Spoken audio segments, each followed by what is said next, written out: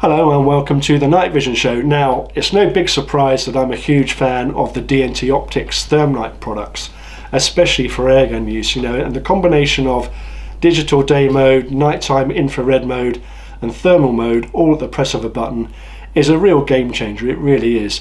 Now, you can use the ThermNight either as a dedicated day scope in the color mode, or as a dedicated IR scope at night, or as a dedicated thermal scope. But by pressing or using the picture-in-picture mode, you can blend some of those optical options. So for example, in day mode you can have a thermal picture-in-picture. In IR mode at night you can have a thermal picture-in-picture as well. Now I'll be honest, I tend to use the dedicated thermal mode mainly as a spotting tool to help me relocate a rat or a rabbit that has just moved somewhere, so that I can just relocate it and get on aim again. Now, in addition to those three different viewing modes, all of the scopes have a beam adjustable infrared torch or IR illuminator, which is 850 nm as standard, although you can swap that out to 940 nm if you want to. There's also a laser rangefinder 2, and that combines with a ballistic calculator to adjust your aim point according to the distance that you're shooting at.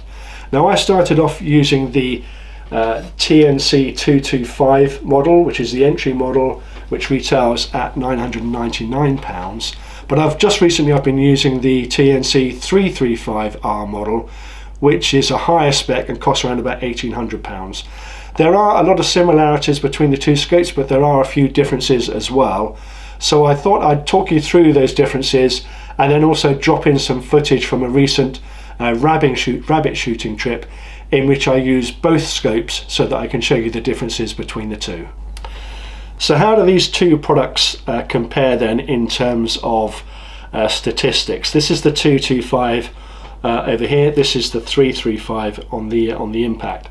Now the 225 is ever so slightly lighter at 645 grams compared to 742 grams for the 335. And a little bit shorter as well. It measures 170 millimeters long compared to 232 millimeters.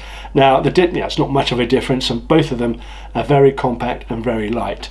The laser rangefinder capacity or range is very similar. It's 1,000 meters on the 225 and 1,100 meters on the 335, which is that's ample certainly for airgun use. In terms of internal memory, the 225 has 32 gigs. You can double that, 64 gigs on the 335 model. And in terms of power plant, the 225 uses a fairly standard 18650 rechargeable battery, whereas the 335 uses a much bigger, fatter 7100. You can see the difference between the two there. Now, in reality, they both deliver around about 5 or 6 hours of runtime. And that will depend on the extent to which you use the IR torch, obviously, and take a couple of spares with you and you won't have any issues whatsoever. Now, in terms of display, both scopes have a micro OLED 1920 by 1080 pixel display, and the 225 has a refresh rate of 50 frames per second and it's 60 frames per second for the 335. Now, in terms of thermal mode, this is where the differences really start to come in between the two models. They both use uncooled infrared image sensors, but it's 25 millikelvins and a 256 by 193 pixel sensor on the 225, but on the 335 it's 18 millikelvins, 384 by 288 pixels, so quite an upgrade in terms of the thermal sensor there. Base thermal magnification is 3 times on the 225 with a 6, 9 and 12 times zoom, and it's a little bit lower on the 335. It's a 2.5 base magnification with 3.75, 5, 6.25, 7.5, 8.75 and 10 times magnification on the 335. And to be honest, you want that sort of lower magnification on thermal because it will give you a wider field of view for spotting, and it will also sharpen up the image as well.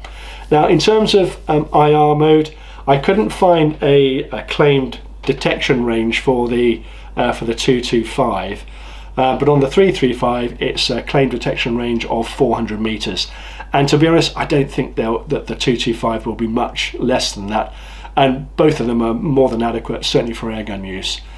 And the base magnification in the IR mode, which is the same as the day mode, is the same. It's a 5 times base magnification with 7.5, 10, 12, 15, 17.5 and 20 times magnification.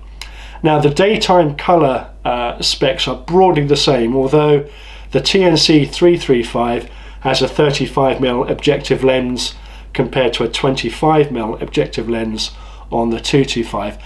Both are extremely clear, but if I'm honest, the 335 probably has the edge because of that slightly larger objective lens. Now the TNC225R records video footage at the press of a button on a in 1024 by 768 format, and the 335 records in a slightly higher resolution of 1080 by 1800 by 1080. Both of them are a little bit of a compromise on what you actually see in reality through the scope, but they're plenty sharp enough if you like recording your footage. Now there's a lot of numbers in there, but having used both of these scopes, I want to talk you through what some of the main differences that I've found using these out in the field. So the main button layout on both scopes is exactly the same. They're really nice buttons, very tactile, very easy to use, even in the dark and with gloves on. Now, like any night vision product, it does take a little while to just get used to the layout and memorize it in your head, certainly the buttons that you're going to use most often. But once you've done that, I tell you, you'll be like Liberace on this thing. Very, very easy and intuitive to use. One thing that I did find that I preferred more on the 225 is the layout of the laser rangefinder stroke ballistic calculator and the image mode button as well. They're two separate modes on the side of the scope here. Very, very easy to find, and I never got confused as to which one I was using. On the 335, the buttons that do the same functions are down here, so they're a lot closer together. They kind of feel the same, and in the dark once or twice I've found myself pressing the laser rangefinder when what I really wanted was the thermal button, and pressing the thermal button when what I really wanted was the rangefinder. So a little bit more fiddly. In practice, it takes but a fraction of a second to correct yourself and get what you want. But it is worth noting. Now the zoom control on the 335 is much better. It's a collar on the back of the scope, like most of us are used to on a traditional glass scope. It's just a collar that rotates up here, and there's a throw lever as well. Very easy to use. On the 225, zoom is controlled by a little wheel on the back here, similar to that on the Zulus product. Very effective, but it's just a little bit more fiddly to use, to be perfectly honest. Overall, I would say that the features and functions on both scopes are very, very good. There's lots of features on both of them, and the whole process is very intuitive to feel. There are a couple of additional functions on the 335 though, which I think deserve to be called out. The first is the auto wake up function, which is really good. With it enabled in the main menu, when you have the gun on aim, then the scope is on. As soon as you move off aim, you take the scope away from your face, then the scope moves into an instant sleep mode, and then when you put it up to your face again, it comes back on instantly, and there's barely, if any, lag between the two. Really, really good function, and it does help preserve your battery life on the 335R. Now, other features to mention on the 335R is that there's a thermal lock, which just locks in the thermal zoom that you want to use. There are options to vary the laser rangefinder function. You can either have it as a constant beam, or you can have it running for 5 seconds, 10 seconds, 15 seconds, whatever, so you can select that. And there are more options for the thermal mode as well. You also get a few more reticle options on the 335. There's 8 different reticles in 5 colors compared to 5 reticles in 4 colors on the 225.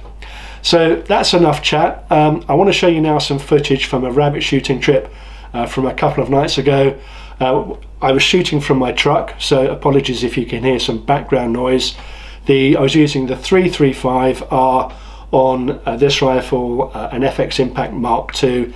It's a 30 caliber FAC rifle, and I was using the TNC225R on this rifle, an FAC 22 caliber Daystate Delta Wolf.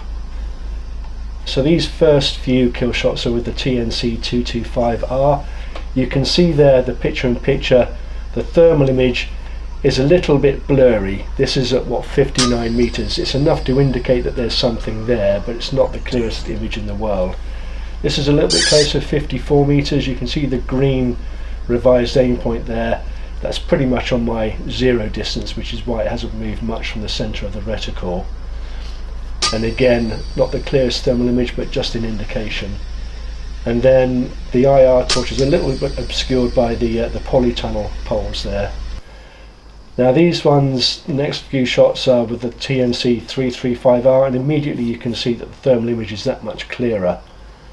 This is 45 meters, nice clean kill shot there. And this is a bit further out, 56 meters. You can see that green revised aim point from the ballistic calculator. And then finishing off with a double kill shot here. I haven't put the picture-in-picture mode on for these for some reason, and these are about 35 meters out. As I would say before, the recorded footage is not as clear as the actual in-use footage. Well, that's it, I'm afraid, for this week's show. Thank you very much for watching. Now, if you'd like some more information on these products, then the best thing to do is to check out the scottcountry.co.uk website. And if you liked the video, if you found it useful, don't forget to give us a like, to share it, and also to subscribe to the channel. And if you hit the notification bell, you'll get a heads up on future content.